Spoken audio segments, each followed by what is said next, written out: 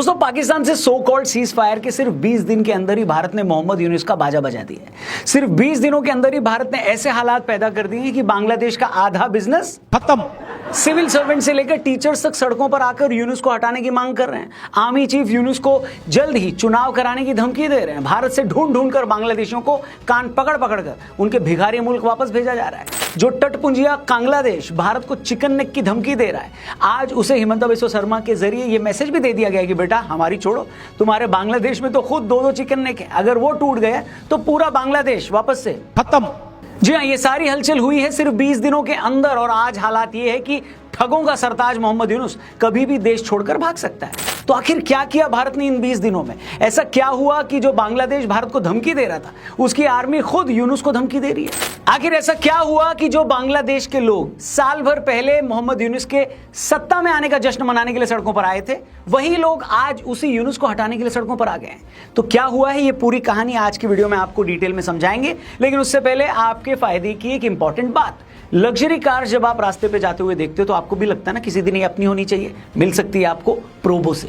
पहली बात तो ये कि प्रोबो एक लीगल स्किल बेस्ड गेम है, बेटिंग ऐप नहीं है। सिस्टम सिंपल है। यहाँ पर आपको अपनी क्रिकेट की नॉलेज से सवालों का हाँ या ना में जवाब देना है। आप देखो, एक सवाल आपको मिलेगा कि क्या पंजाब आज जीतेगी बेंगलुरु के सामने? क्या बेंगलुरु पहले 3 ओवर में 36 या उससे ज्यादा रन बना पाएगी? और सिर्फ कैश ही नहीं, प्रोबो पे चल रहे हैं बड़े give Awez, iPhones, luxury cars, bikes. जितना ज्यादा ट्रेड करोगे उतना ज्यादा जीतने का चांस। 4 करोड़ से ज्यादा यूजर्स अपनी नॉलेज और स्किल से डेली रियल रिवॉर्ड्स कमा रहे हैं। कैटेगरीज बहुत सारी यहाँ पर, पॉलिटिक्स, स्पोर्ट्स, क्रिप्टो, इकोनॉमी, बहुत कुछ। वीडियो के डिस्क्रिप्शन में जो स्पेशल लिंक है उस पर क्लिक करके प्रोबो डाउनलोड करोगे तो साइन अप बोनस भी मिलेगा। इसलिए क्रिकेट के सिर्फ फैन मत बनो, एक्सपर्ट बनो और प्रोबो पर जीतो cash and classy rewards. Video में आगे बढ़ते हैं।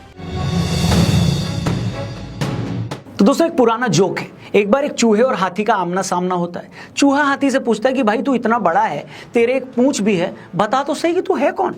इस बार हाथी चूहे को जवाब देता है कि भाई मैं हाथी हूं और मुझ में बड़ी ताकत है। इस पर हाथी उससे पूछता है चूहे से कि तू कौन है? तो चूहा जवाब देता है कि भाई हूं तो मैं भी हाथी, मगर आजकल मेरी सेहत थोड़ी कमजोर चल रही है, देखो तुम्हारी तरह मेरी एक पूंछ भी है। ये कहने में मेरे को कोई हर्ज नहीं है कि मोहम्मद यूनुस और बांग्लादेश वही चूहा है जो पता नहीं क्यों खुद को हाथी समझ बैठा है। मगर भारत ने सिर्फ 15 दिन में ही इस चूहे को उसके बिल में बंद कर दिया है। भारत ने सबसे पहले कहा कि बेटा तुम बहुत फुदक रहे हो, कभी चिकन नेक की बात करते हो, कभी भारत की सीमा के पास बांग्लादेश में पुराने हवाई अड्डे को चाइना को देने की बात करते हो, कभी तुम्हारे मच्छर नेता ग्रेटर असम का नक्शा जारी करते हैं, चलो तुमको निपटाते हैं। चलो भाई देखो अब मैं क्या करता हूँ। भारत ने ज्यादा कुछ नहीं किया। सबसे पहले कहा कि तुम लोग अब सड़क के रास्ते कोई सामान नहीं भेजोगे, भेजना है तो समंदर के रास्ते लेकर आओ। साथ ही भारत ने बांग्लादेश से लगने वाला लैंड पोर्ट बंद किया, सी पोर्ट बंद किया, सामान की सप्लाई बंद की, कॉटन सप्लाई की मशीनों की सप्लाई भी बंद कर दी। बस भारत का इतना करना था कि बांग्लादेश का 40% से ज्यादा ट्रेड बंद हो गया। अब ये सारे काम धंधे बंद हुए तो ये समझ में आया कि कमरे में बैठकर मुंह चलाना बहुत सिंपल है, रियलिटी फेस करना बहुत मुश्किल। आप बांग्लादेश में बैठकर टर्की और पाकिस्तान को अपना यार बना लोगे, अमेरिका को अपना नाजायज पप्पा बना लोगे, लेकिन चाचा ये सारी जगहें तो तुम्हारी जगहों से यानी तुम्हारी धरती से हजारों किलोमीटर दूर है।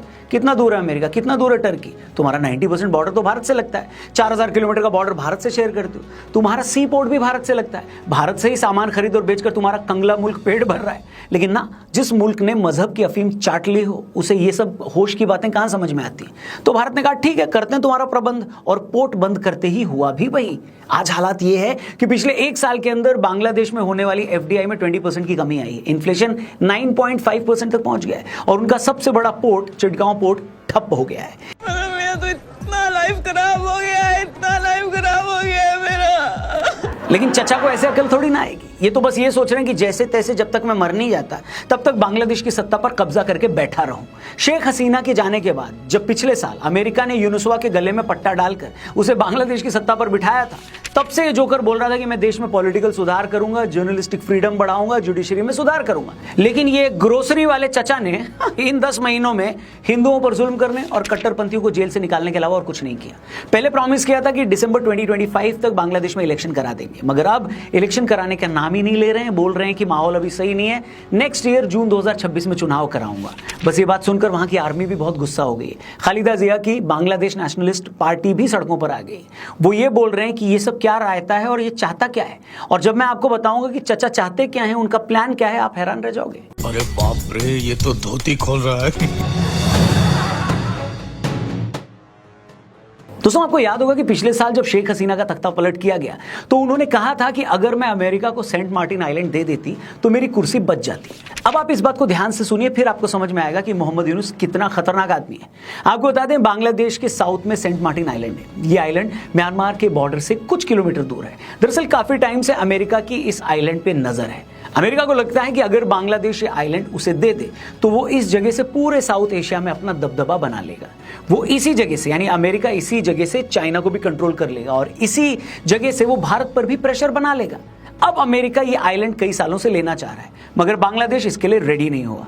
इसी के चलते शेख हसीना का तख्ता पलट भी करवाया गया। हैरानी की बात यह है कि शेख हसीना का तख्ता पलट करवाने के बाद अमेरिका ने इस जगह पर सीधे मोहम्मद यूनुस को लाकर बिठा दिया, जो कि कई सालों से रह भी अमेरिका में रहा है। अब इन्हीं मादरनी यूनिसवा के भरोसे अमेरिका बांग्लादेश में कई काम करवाना चाह रहा है, जिसमें पहला काम सेंट मार्टिन आइलैंड पर कब्जा करना है और दूसरा काम है बांग्लादेश और म्यांमार के बीच रखाइन कॉरिडोर बनाना। यूनुस काफी टाइम से बोल रहे हैं कि म्यांमार में रोहिंग्यास की हालत खराब है, इसलिए हमें बांग्लादेश से म्यांमार के बीच रखाइन कॉरिडोर बनाना है ताकि हम रोहिंग्यास तक हेल्प पहुंचा सके। लेकिन इसके पीछे चाल कुछ और है। दरअसल अमेरिका चाहता है कि इस रखाइन कॉरिडोर के चलते वो म्यांमार में अपनी प्रेजेंस बना ले, क्योंकि वहां पर यानी म्यांमार में इस वक्त चाइना का काफी इन्फ्लुएंस है। वो अमेरिका को बर्दाश्त नहीं है, इसलिए यूनुसवा बार बार रखाइन कॉरिडोर की बात कर रहा है। पर फैक्ट ये है दोस्तों कि अमेरिका ऐसा करने के लिए यूनुस को बोल रहा है। खबरें तो यहां तक है कि इस काम के बदले यूनुस को अमेरिका से कई $100 मिलियन भी मिलने की बात चल रही है। ये पैसा यूनुस अपने ग्रामीण बैंक वाले एनजीओ के जरिए ले सकता है।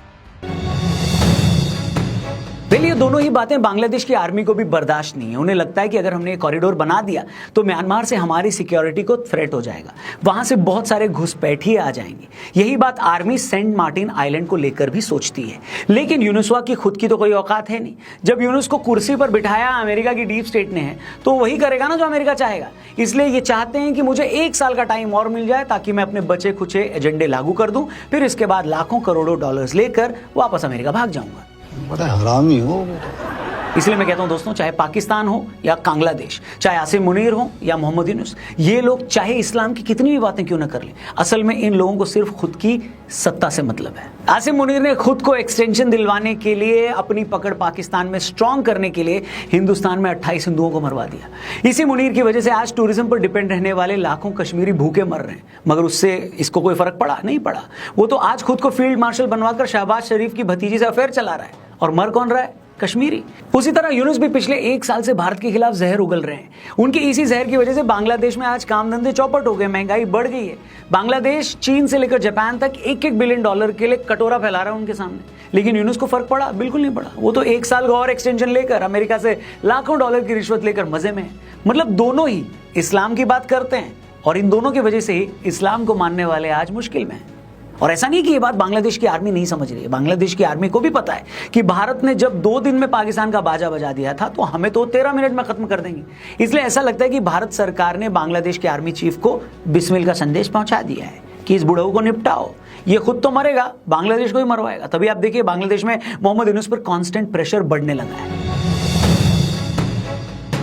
अभी कल ही बांग्लादेश में 1000 सिविल सर्वेंट्स भी सड़कों पर आ गए हैं और उसके पीछे भी यूनुस की मक्कारी है। यूनुस की सरकार दरअसल सिविल सर्वेंट्स को लेकर एक ऑर्डिनेंस ले आई है कि अब से सरकार जब चाहे किसी भी सिविल सर्वेंट को बिना नोटिस दिए हटा सकती है। इसके पीछे बुढ़ऊ की सोच ये है कि जो भी सिविल सर्वेंट शेख हसीना से हमदर्दी रखते हैं या जिनकी बाह मरोड़ना उतना आसान नहीं है, उन्हें हटाया जाए। लेकिन उनकी इस घिनौनी सोच से बांग्लादेश के 18,000 सिविल सर्वेंट्स नाराज हैं। वो सड़कों पर आ गए। इस फैसले के खिलाफ सेक्रेटरीट में प्रदर्शन हुए। इस प्रदर्शन में स्टूडेंट यूनियंस और कई पॉलिटिकल पार्टीज भी शामिल हो गई हैं। इसी वक्त बांग्लादेश में प्राइमरी टीचर्स का भी एक आंदोलन चल रहा है। ये लोग हाई स्कूल के टीचर्स के बराबर अपनी सैलरी को लेकर प्रदर्शन कर रहे हैं। कुल मिलाकर जिस तरह पिछले साल जून जुलाई में शेख हसीना के खिलाफ लोग सड़कों पर आ गए थे, आज वैसा ही गुस्सा मोहम्मद यूनुस को लेकर भी है।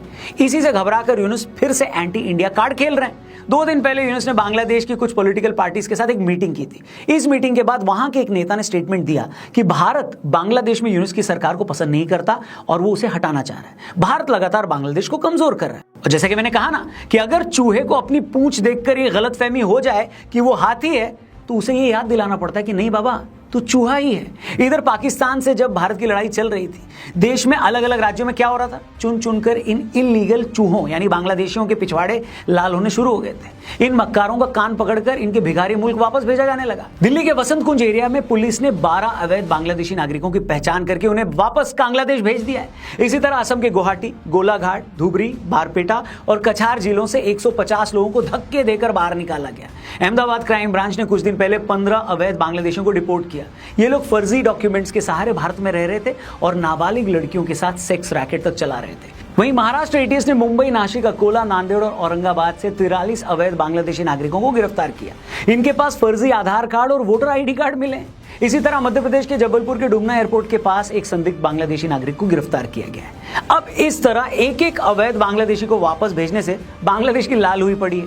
उनकी सेना भी इससे काफी परेशान है। बांग्लादेश की बॉर्डर फोर्स ने इस पर चूंचा की तो बीएसएफ को गोली तक चलानी पड़ी थी। कुल मिलाकर भारत के इन तेवरों से बांग्लादेश और उनका महालालची ठग यूनुस बहुत परेशान है। उनके पेट में काफी दर्द हो रहा है। 1 साल हो गए इस ठग को बांग्लादेश की कुर्सी पर बैठे। न तो इस दौरान बांग्लादेश में कोई सुधार हुआ है और न ही अमेरिका को कोई एजेंडा लागू हुआ है। ऊपर से भारत ने इनका हुक्का पानी भी बंद कर दिया है। इनके चोरों को कान पकड़ पकड़ कर वापस इनके घर भेजना शुरू कर दिया है। इन सब के चलते हालत यह है कि या तो यूनुसवा किसी अच्छे से गंदे नाले को देखकर उसमें छलांग लगा देगा या रात के अंधेरे में आर्मी ही उनकी सलवार में डंडा डालकर उसे छत पर टांग देगी। माहौल बन चुका है, बस देखना है कि ये सब होता कब है। आप बताओ कमेंट करके क्या लगता है, भारत को बांग्लादेश के साथ क्या सुलूक करना चाहिए? क्या पाकिस्तान की तरह इनको भी 2 रहपट पड़ने चाहिए, या फिर जब तक एक एक बांग्लादेशी जो इलीगल तरीके से भारत में रह रहा है उसे जब तक वापस भेज नहीं दिया जाता तब तक ये रुकना नहीं चाहिए? वैसे आपने भी ऑब्जर्व किया होगा अपने अगल बगल जहां भी जिस भी इलाके में आप रहते हैं, क्या आपको शक है कि कोई बांग्लादेशी वहां गलत तरीके से रह रहा है? तो प्लीज पुलिस को जरूर रिपोर्ट करें और उस बारे में कमेंट करके जरूर बताएं कि किस इलाके में आप रहते हैं और कहां आपको शक है कि आपके अगल बगल ऐसे इलीगल तरीके से लोग रह रहे हैं। बाकी जाने से पहले एक बार फिर से याद दिला दूं, मौके पे चौका लगाना, प्रोबो डाउनलोड करना, डिस्क्रिप्शन में लिंक दिया है। बहुत सारे प्राइजेस आपका इंतजार कर रहे हैं। Thank you for watching. Video पसंद आई हो तो इसे अपने दोस्तों से जरूर शेयर करना। फिलहाल के लिए इतना ही, जल्दी मिलते हैं। जय हिंद, वंदे मातरम।